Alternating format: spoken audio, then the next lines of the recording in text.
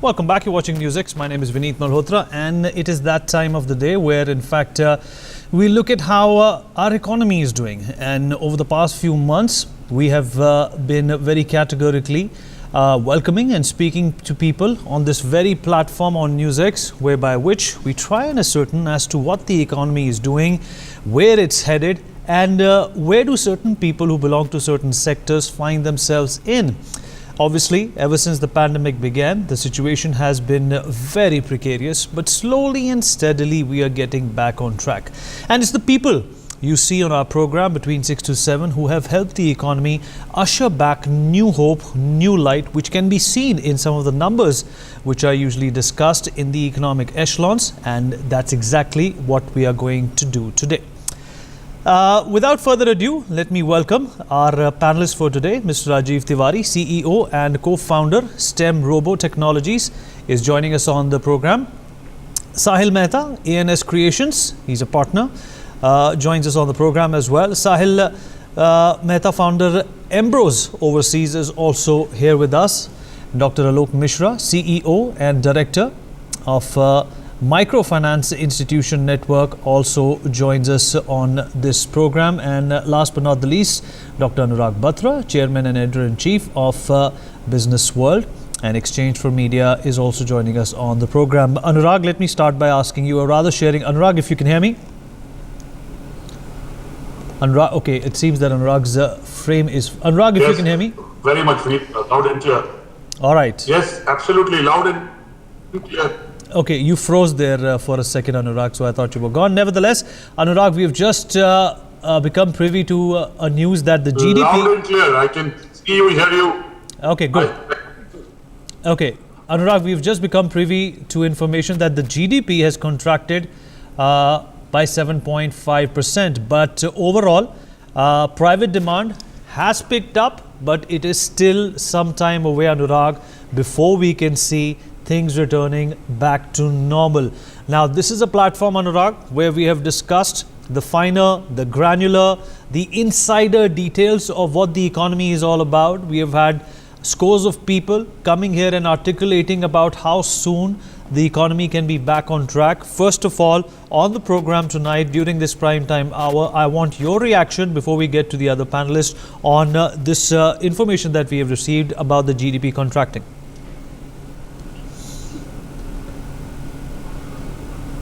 First of all, 3 quarters passed since the pandemic. But technically, this quarter, first 2 quarters, which have really made us, in a negative zone. First of all, I want to focus on the positives.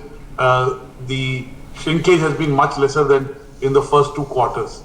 As you know, in the first quarter, it was almost 24%. Correct. So you have to look at, I believe in always looking at the positives in the midst of things. So clearly from 24 to 7%, that means, there is an improvement. Second is you have to look at it as sectoral wise. We've been talking of a K-shaped recovery in certain sectors. Certain sectors are likely to see growth and certain sectors are likely to continue to decelerate because of the nature of those sectors. And as consumers tighten their purses, both to save and to only spend on essentials, a lot of product categories will grow. And third is, as the vaccine comes in and the government wants to shore up the economy, the government will do spending, which will bring this contraction back. So clearly, I'm not pessimistic. I expected some kind of contraction. This is a little more than what I expected. But let's look at the positives in this negative news. We've only degrown by 7%. Really, as the vaccine comes in and when the government starts to do public spending on infrastructure, that's when you will see a multiplier impact on the economy. The next 4 months, we'll have to be careful and watch every week as it unfolds, or every day unfold. 2 weeks back, Delhi was looking very different, Bombay was looking very different, right. Pune was looking very different, air travel was coming back to its peak numbers. There were no flights on seat, there were no seats on the flights. So clearly, in the last 2 weeks, with the numbers growing, these sectors have kind of slowed down again. And last 2 weeks, again there has been a rise in COVID numbers. So the sentiment does play a role in making sure that people stay indoors and spend less money on a lot of things that they would traditionally do. Right. Obviously, this has also been a result of Anurag, the pent-up demand that you have spoken of on a number of occasions. Mr. Rajiv Tiwari, let's start by asking you a simple question. Obviously, it's a good topic of discussion to talk about the economy at this point in time. But considering the fact that just a few months ago the contraction was above 20% and now it's come down all the way to 7.5%, means there has been considerable movement towards a positive scenario. Tell us about your business and how have you fared in the last 6 to 7 months, and where do you stand in terms of the macro scene that all of us perhaps are a part of, considering the pandemic? Yeah. So definitely, as we all are able to see, that there has been, although compared with last 10 months back, and now the situation is slowly improving. And also it has the pent up demand, and the festival mood has really made a lot of, in October, a lot of increased sales were there. So, but as a company and as a macro scenario, we need to see that how much consistent that growth is. But definitely, with vaccines news coming, and there people have made up their mind that they have to live in this post-COVID world, in this way, right? So initial shock is slowly sort of stabilizing in terms of our psychology, our expectation, and I think sentiment, as Dr. Anurag pointed out, plays a major role, because finally, when you see that things will be fine, then definitely everyone will start spending, and so the whole B2C and B2B game will again turn back to normal. So definitely, as far as the sentiments and positivities are concerned, we are slowly coming back to normal. Right now, I'm in Noida, sitting in my office, which was not possible around 6 to 9 months back. So people have started accepting the things. So in our company, I can tell you there are 2-3 sort of businesses we are running, and one is in electronics-based product development, wherein we are setting innovation labs in schools and AI labs. So therein, because the school sector was a lot of impacted, I think because of this COVID thing, the things are again coming back to normal. As a business, we have sort of experimented with newer business models, sort of digital and online-based edtech delivery. So my learning and our learning has been that in this post-COVID world, now every company, organization need to reinvent themselves. If they are very adamant that, okay, I just need to run the business and our things in the same way we were doing 2 years or 1 year back, probably that would be very detrimental to them. So if the organizations need to reinvent the wheels, they need to see that how they need to adopt the digital things, how they need to move in trend with the time. Similarly, there is one, I think, company which we are doing in IoT-based product development, product design services company. And there also around 6 to 9 months back, the demand was suddenly, there was a lot of decrease. But again, we are seeing some green shots in the last 2 months or so. Because a lot of things to do with this Atmanirbhar Bharat package. A lot of companies, big corporates are trying to come up with solutions which are India made. So again, product design services market is picking up. So it all sees, I think. Okay, Rajiv, what I want to know from you is if in March you were at 100 rupees of revenue, in November where you are, are you at 50, 60, 70? We are at around 80, you can say, 80, 85. That's not a bad scenario to be in. For a lot of sectors and sub-sectors, they've gone to revenues that were unimaginable. They're either zero. So Anurag, we try to let me bring in Dr. Alok Mishra in, and before we get you back in, Dr. Mishra, you deal in microfinance. In some way, the rural economy or the semi-urban economy is a very good barometer of what's happening in the economy. Give us a sense through numbers and give us some insights what's happened in your space in the last 8 months and how has it impacted the way you operate, the way you give microfinance. And what are the kind of needs that are emerging post-COVID? Sure. Thanks, Anurag. See, the microfinance sector, as you know, this basically caters to the bottom of pyramid segment, and especially in rural and semi-urban areas. And these are, if in at enterprise level, these would be tiny micro enterprises, basically livelihood activities. So as you know, the Reserve Bank of India announced a moratorium, initially a 3-month moratorium, then it was extended by 3 months, and it got lifted on August 31. But even though the moratorium adversely affected what you could say, the repayments back to the system, because most of the microfinance institutions, the major source of liquidity is repayment. That was affected, but luckily the the Reserve Bank of India supported it through special liquidity measures. So post-September, if I would tell you the scenario, the rural and semi-urban economy, what we see is that demand is almost back to normal. And to just give you a barometer, though the September was the first post-moratorium period when the lending and moratorium on repayments got lifted, last year the sector as such, when I say sector as such, it includes NBFC MFIs, it includes banks, it includes small finance banks, it includes business correspondents. Last year, in month of September, they had together lent around 21,000 crores to the sector in 1 month only. And in this September, the total lending has reached 13,000 crores. So almost 65%. And for October, we are still getting data, but when I talk to the credit bureau, they say that by October, almost the disbursements have touched around 75% to 80%. So I hope by December, we will touch almost near normal disbursement level. So that when we disburse, that is a proxy indicator of the demand. So the demand has come back. But the concern which we have right now... Quality of credit. I know you're tight controls, but in last 8 months, 9 months, the quality of credit is an issue. There is a credit issue in the market. You know, I also want to focus on recoveries. One, disbursement of loans is a barometer, but recoveries are another barometer. Yeah. And what is the loans being utilized for? Are they being utilized for productive areas of deployment, or they're just making for shortfalls that they have had in livelihoods? That's another question I would have to you. Sure. So it's a good point. Disbursements are picked up, and you rightly said that recovery and quality of credit.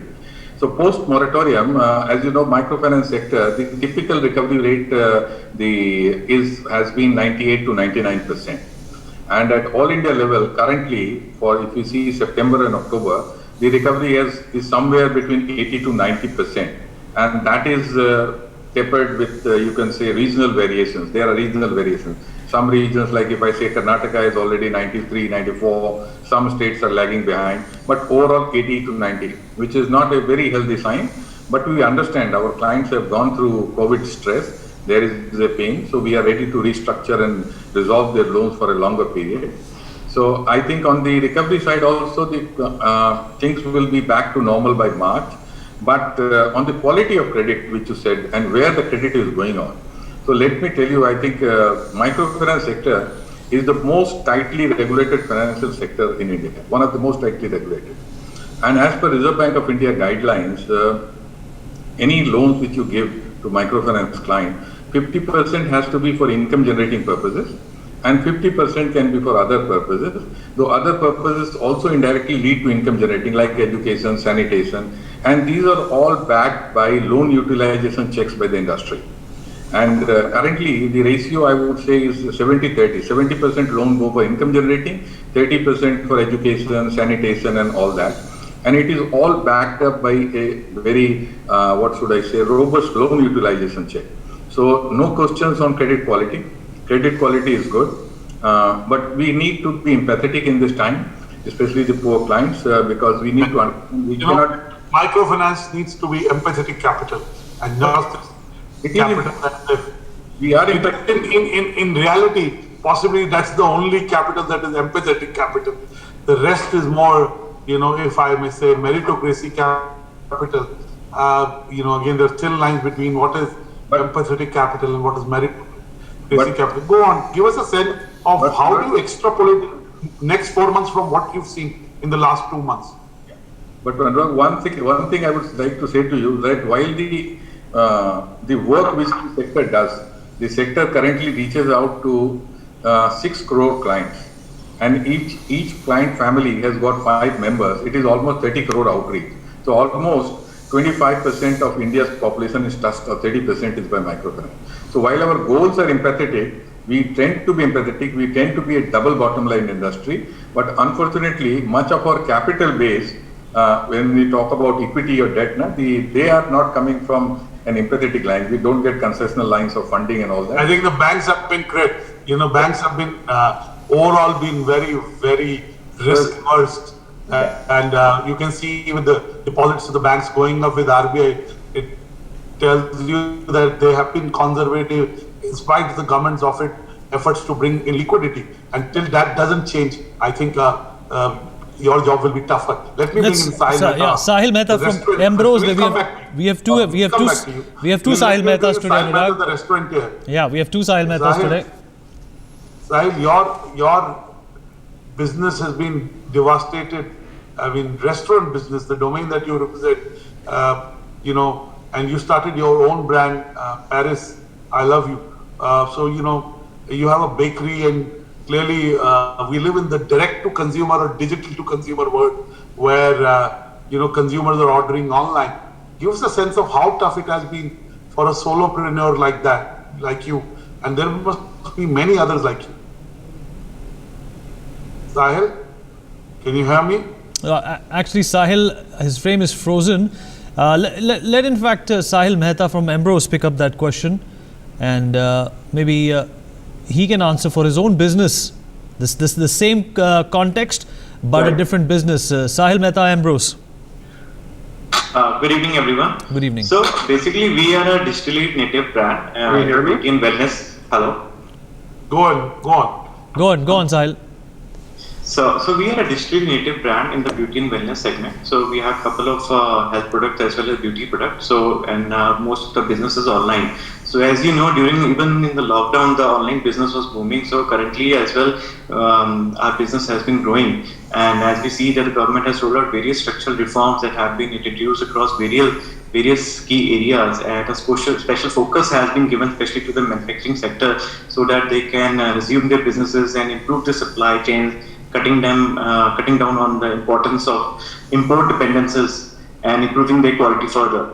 So I believe the economy has been reviving, and the online business especially has been picking up even in the lockdown. When the rest of the businesses were shut down, the online business and the FMCG sector was reviving. Right. And Sahil, I would like to know from you is, again in the cosmetic segment, in the well-being space, while the demand has grown, within certain subsectors, for example, there is a data that supports that, lipstick sales have degrown because, we are wearing too much masks, women are wearing masks. So, whereas the kajal sales have gone up, similarly, face cream sales have gone up. So, give us a sense within your product segment, what is selling more and why?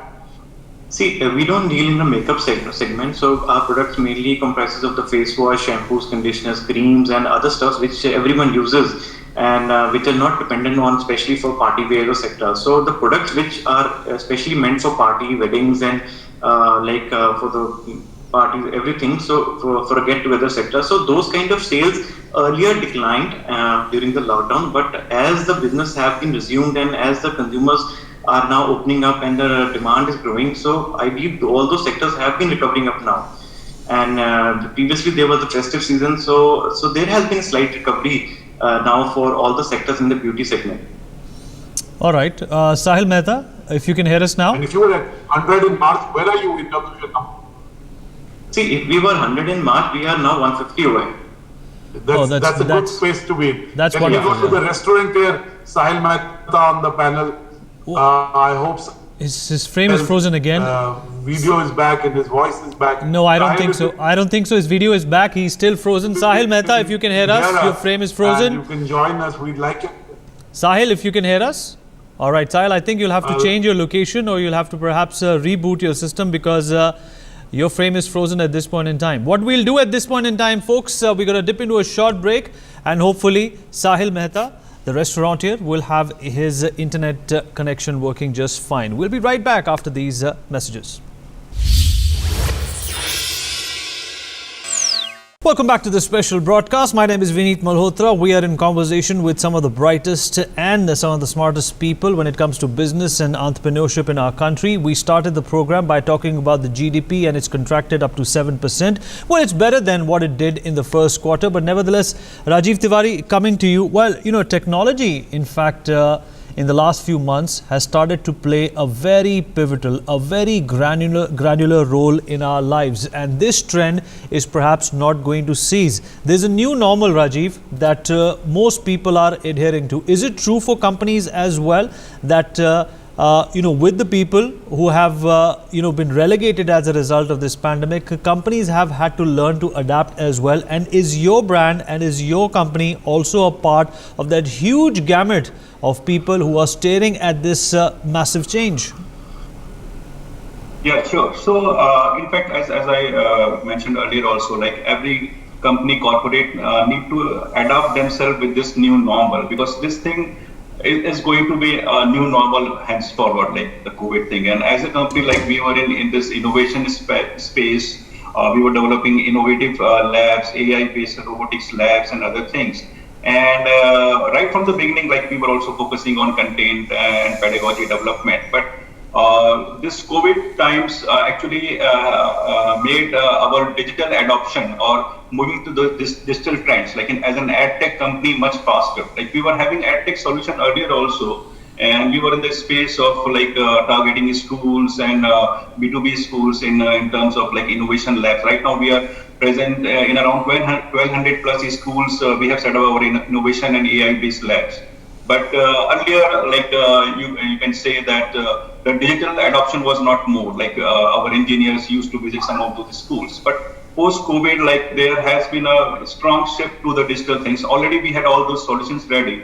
We just need to get it deployed. And like once COVID was there in March, we quickly rolled out our EdTech-based Tinker Coders platform for online coding in B2B as well as B2B2C mode. And within just a few months, like we have been able to have around 1 lakh subscriptions. So everyone, like from the B2B point as well as the B2C, everyone is now sort of prepared that yes, EdTech is the way out, and they have sort of accepted as a new normal. So in terms of that, like I strongly believe that every organization, every individual need to adopt themselves, and when both of them adopts, definitely there has to be a solution and demand for that. If we don't change, if we don't keep in times, we will become extinct. I think agility is the biggest requirement, not just adoption, but doing it very fast,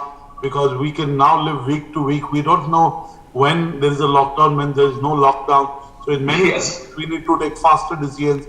We need to be costless and innovation heavy. But let me go to Dr. Mishra again. He was giving us a sense of where we are moving with respect to microcredit in the rural economy. So I think we talked about the current disbursements and recovery pattern, and I think God forbid the scene on the health scenario, science policy, it looks like the vaccine will be there by January or February. And anyway, it is not so widespread in rural and semi-urban areas where the spaces are there. It is mainly a problem of crowded places. So there the things are business as usual. And I think with a little bit of more of policy support coming from the Reserve Bank of India for the sector, I think we will be almost back to normal by March, where the disbursements will touch last year and they will start growing. The repayments will also touch the high 90s percentage, which microfinance sector demonstrates. But I would also like to flag another point that we were talking about agility in business. So agility in business, the COVID has come as a facilitator for the cashless push, because the cash transactions have to go down. And you'd be pleased to know, the viewers would be pleased to know, that even before COVID times, the way the MFIN has worked with the member institutions, and currently in microfinance in India, 95% of our disbursements to clients go into their bank accounts. It goes into their bank accounts and they can easily withdraw, and either through an ATM or from a business correspondent. So the entire thing has become cashless. Now the second leg of the business, which is equally important, is the repayments part of it. So the repayment piece, also we have done pilots and we have also started, but this will hasten the process, wherein the repayments will also be through a cashless mode, whether it is through NAS payment mandates or through API-based, Aadhaar-based platforms. And we are working with that. The only problem we are facing is I would say, is that in the NAS platform, the bounce charges are very high, and we have written to NPCI that for our sector clients, in case there are meager balances in their account and there is a NAS mandate, and if suppose there is a bounce, he has withdrawn for some emergency, 200 rupees or something like that goes as NAS charges. So they have to be treated as special category, and in their case the bounce charges have to be either kept minimal or waived.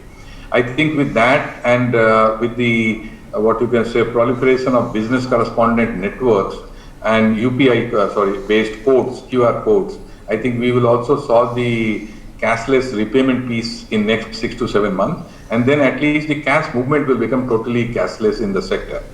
But the form of the group meetings, because the essence of this last mile banking is human touch, because you cannot do everything cashless or on the cloud, however you talk, because you need to give the confidence to the client.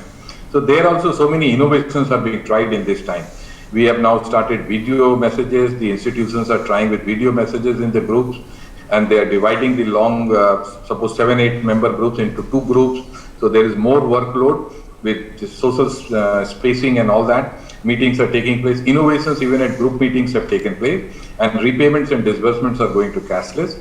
And with a little bit more of a flexible policy approach from the Reserve Bank of India, I think the sector will bounce back to normalcy by March. And I ask you that every problem is an opportunity. Now, the current time is no different. Tell us what can you, as somebody who's at a vantage point, can see happening over the next 12 to 15 months, which will be a positive for microfinance. You already talked about the fact that cash payments are becoming more bank-oriented transactions. Digital payments is becoming the way forward. So clearly that's good for the economy. The more transactions that come into the formal economy are good for the government, they're good for the GDP, and they augur well for the society. But tell us, what are the other positive things that you can see happening in the microfinance sector as things get better in the economy? I think in the microfinance sector, while the rural and urban existing demand was already there, now with the migration which has happened during COVID times, there is still an increased demand, I would say, in rural and semi-urban India. And formal sector banking, despite all its good intentions and policy objectives of the government, banks, especially with their cost structure and processes, it will be difficult for them to do retail 1 lakh, 2 lakh rupees loan. I think it is time for microfinance institutions be freed from the very, tighter regulations and be allowed to cater to a little, what we call in financial terms as the lost middle segment also, and enable local employment opportunities. And it is very noteworthy for us what we have been asking for long. In the recent speech, I think at ASSOCHAM, the Deputy Governor of Reserve Bank of India, Dr. Sri Rajeshwar Rao, he mentioned that there is a regulatory arbitrage, the microfinance sector which plays such a useful part, is being tightly regulated, and there has to be uniform regulation and freedom. So I think if the sector can be freed a little bit on the regulatory side restrictions and allowed to move into the lost middle segment, it will be a great service. And the other point which I see as a positive change is that the local entrepreneurship. Microfinance has demonstrated the local entrepreneurship development. And even the Prime Minister in his recent speech at United Nations General Assembly, he said that the role of microfinance in India in generating women's entrepreneurship has been phenomenal. And I think that contribution will increase. And we know that all our dream of inclusive growth we can grow. India can go back to GDP growth after 1.5 years of 6%, 7%, or whatever it is. But to be inclusive, it has to be broad-based, it has to be deep into the hinterlands, and that is where microfinance is there. So I think time has come when the proper place has to be given, and regulatory freedom and regulatory support has to be given for microfinance to fill in that gap. Okay, Sahil Mehta has just joined us. Sahil Mehta, if you can hear us now. Yes, I can. Okay, we finally have you. I'm sure you heard the question that Anurag posed towards you, but then we lost you. The restaurant business has taken a huge hit since the pandemic, and solopreneurs and entrepreneurs who in fact have been on their own have been severely hit. What's your story? So, I happen to work as a consultant, as a food consultant. At the same time, I also have a brand of my own, a boulangerie patisserie called Paris My Love. So since March, the consultancies have obviously been suffering because there are no new investors in the market due to whatever's happening. At the same time, I would say there has been a little dip since the cases have gone on a rise in the last 2 months for the bakery business that I own. But definitely there has been a major dip in the consultancy sector. Unfortunately, because there aren't any investors around, and I also happen to hear a lot of stuff from a lot of friends and fellow restaurateurs who have restaurants that there are so many restaurants that have shut down. I also feel that what we could do is probably in terms of helping people like us in the restaurant business is that probably to get the rentals down. Because rentals in our country are pretty high. So I feel if we could do something like that, the landlords could be a little helpful. So yeah. And the only positive in terms of the QSR business in the last 8 months have been landlords have been forced to look at two things. One, look at sharing revenues, which means no upfront rents, or look at much lower down rents. And as our viewers would know, that the lease rental discounting, the LRD business is itself almost 2 lakh crores. It's more than 1,75,000 crores. That much kind of money from banks rides on the back of lease rentals. Just the lease rental discounting is a very large industry. Sahil, clearly all brands, especially B2C and food brands, have become very direct to consumer, digital to consumer. Today, people are ordering much more food at their home. They're ordering patisserie at their home. Clearly, the sector that you're in with your own brand must see promise. Do you see a major push for your brand in terms of digital space over the next few months? Definitely. Definitely, there has definitely been a rise as well, like I said earlier. However,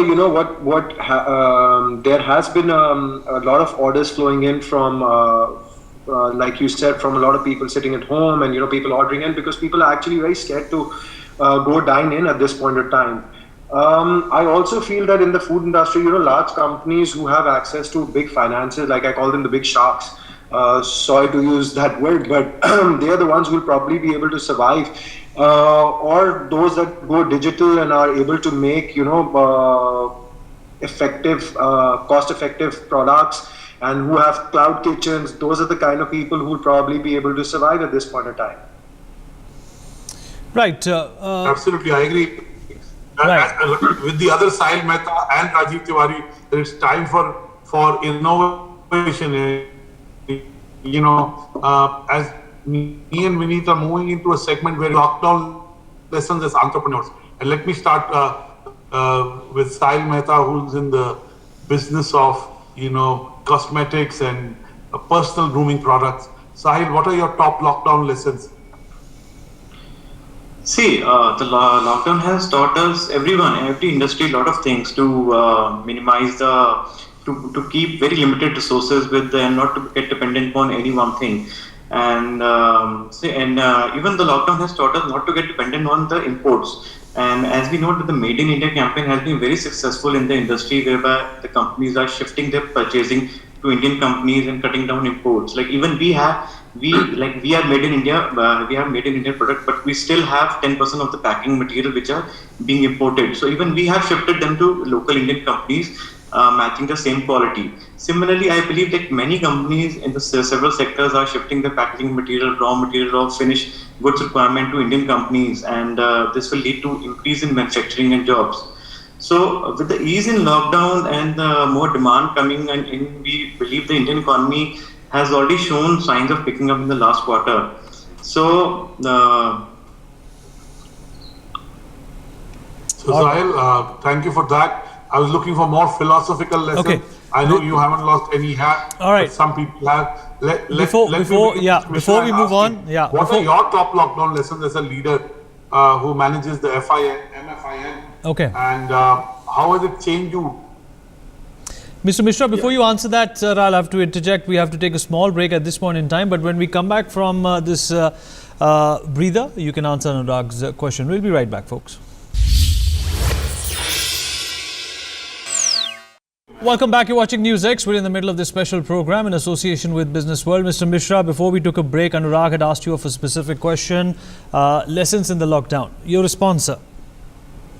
Yeah, I think Anurag was referring not to the nitty-gritties, which we have discussed, but to the philosophical part of it. I think as a sector, during this last 7-8 months, every day dealing with lockdowns, Reserve Bank of India policy changes, Government of India policy changes, Supreme Court directions, client demands, local disturbances.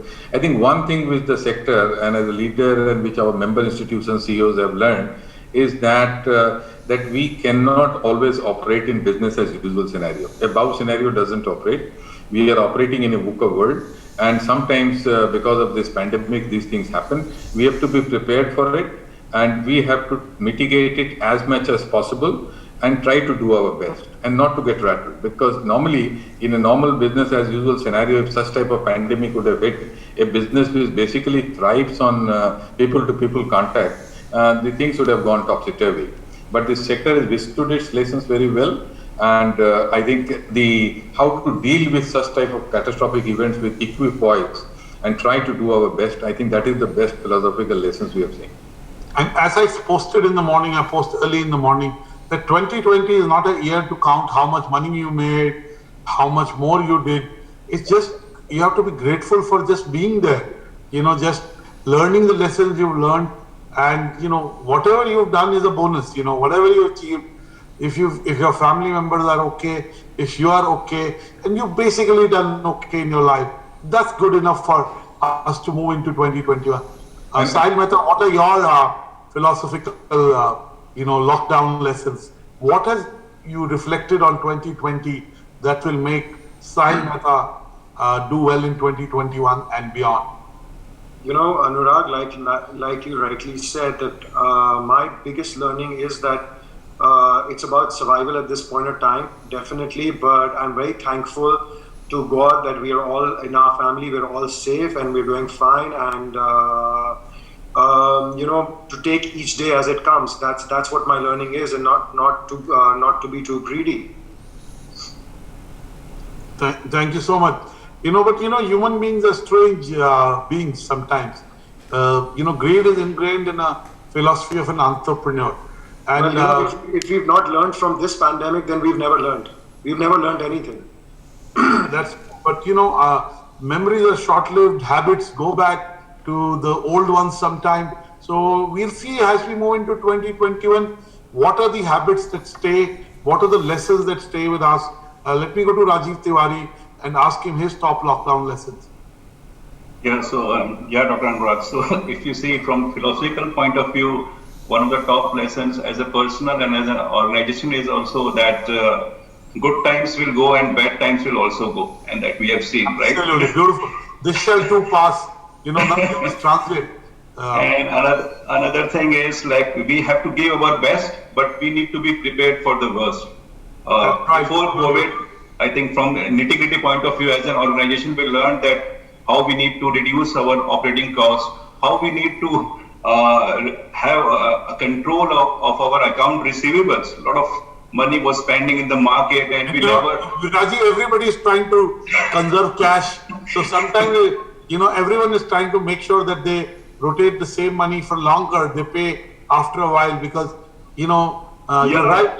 Conserving. So what happened that before COVID, we were a little bit relaxed. Okay, money will come from the customers. Then suddenly this lockdown happened and all the things were struck. So I think that has been some of the learnings as an organization, that we need to be more prudent in those things, and always don't plan all the things in mid and long term. You should be ready for immediate changes. Like it has to be more iterative process, agile process.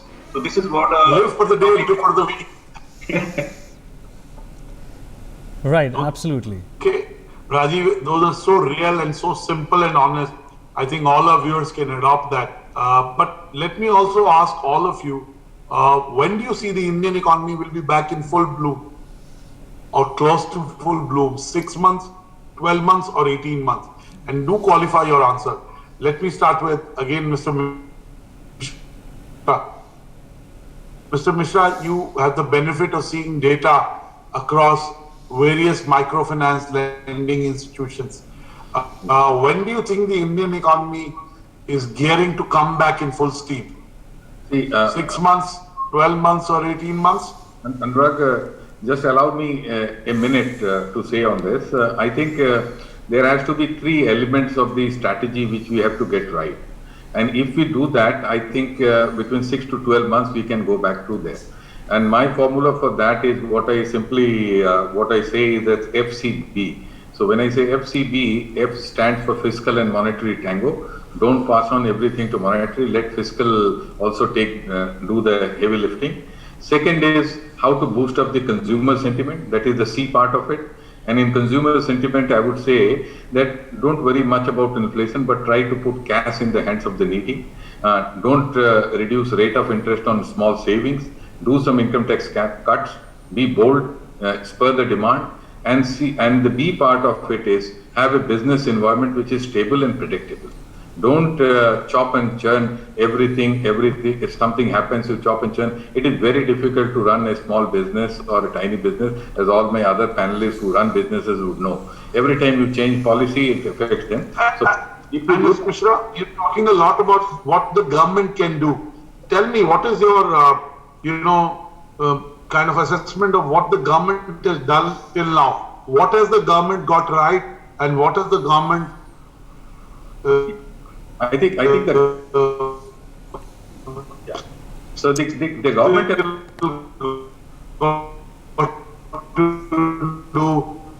to be able to help all the entrepreneurs. Go ahead. I think the government has done a lot of things right. The fiscal stimulus, the Atmanirbhar package across 5 tranches have been there, but I think it needs to walk a little bit of extra mile. The fiscal deficit target and inflation targeting, these are concepts which work in normal times. I think we are in a very difficult times.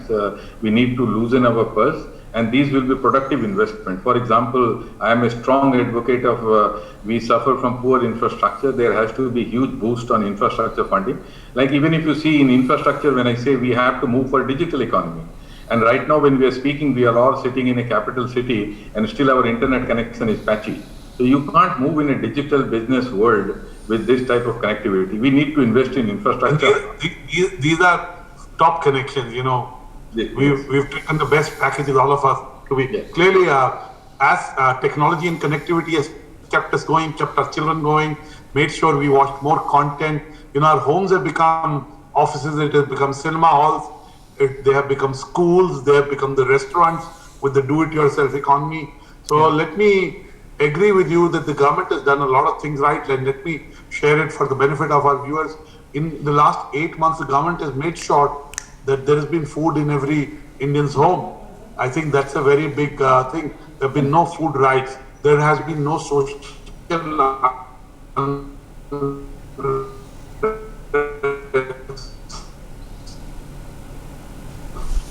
to be able. Okay, there seems to be a problem with your audio, Anurag. You're cracking up, Anurag. There seems to be a problem with your audio. It's a very big company.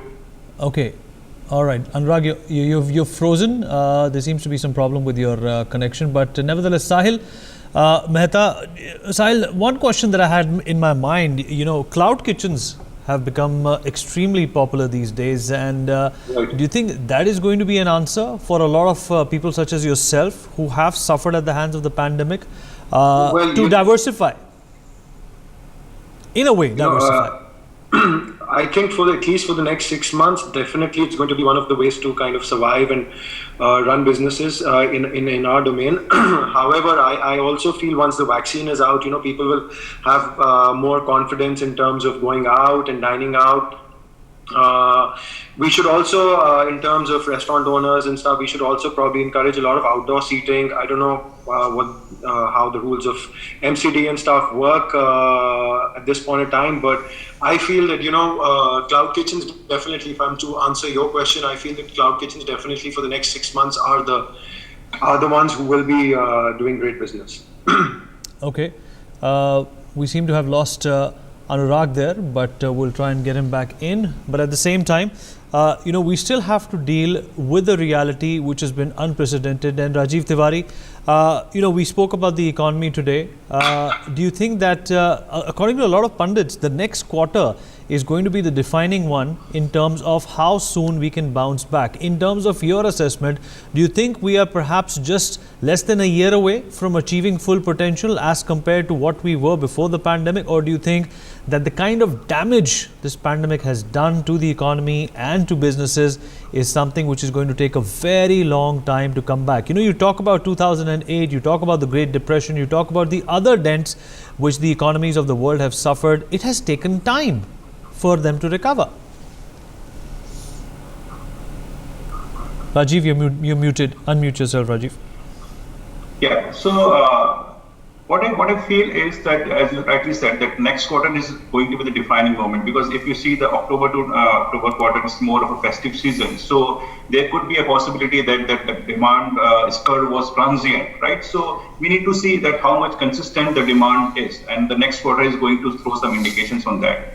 But despite that fact, what I personally believe and what I am seeing is that in the next, you can say 9 to 12 months, the things would again move back to the normal, because it's a human tendency to always adapt to the changes, and probably everyone is slowly, psychologically and emotionally, physically, they are making up their mind that they have to live in this post-COVID world. So I think the demand is more of a psychological thing, like the reduction. It's not that there has been a huge systemic effect. So what I believe is 9 to 12 months down the line, if everything probably will be coming back to the normal. And organizations need to be resilient, they need to be adaptive, and definitely the things will get back to the normal. Okay, all right. I would is like back to with make us. 3 predictions for 2021 in your domain. What would those be? So, if you've seen... Sahil, I'm asking this to Sahil Mehta, the personal grooming entrepreneur. And then I'll go to Sahil Mehta. Okay, we've completely run out. Yeah, we've completely run out of time, gentlemen. So keep your answers less than 15 seconds. So if I have to make any prediction, that the prediction would be the vaccine comes out soon and the economy revives pretty quickly, and most of the business go to digital. Okay. You're saying we'll become a digital first economy. Yeah. Sahil Mehta, the food and beverage entrepreneur, what's your outlook for 2021? I feel that first of all, we need to get the vaccine out. Once we get the vaccine out, people will start obviously dining out, traveling, there'll be a big boom. But we need to get our food right as well. The real places, the real players who actually matter, real food guys will actually survive now. Because people have explored, they've understood, they've experienced, and they know what is right and what is wrong. All right. So okay. On that note, gentlemen, thank you so much for taking out time and lending your opinion and being with us and sharing your thoughts on the economy and the larger question that when will we return to normal. Thank you, everyone. We dip into a short break. Be right back. For more such videos, subscribe to the NewsX YouTube channel, hit the bell icon.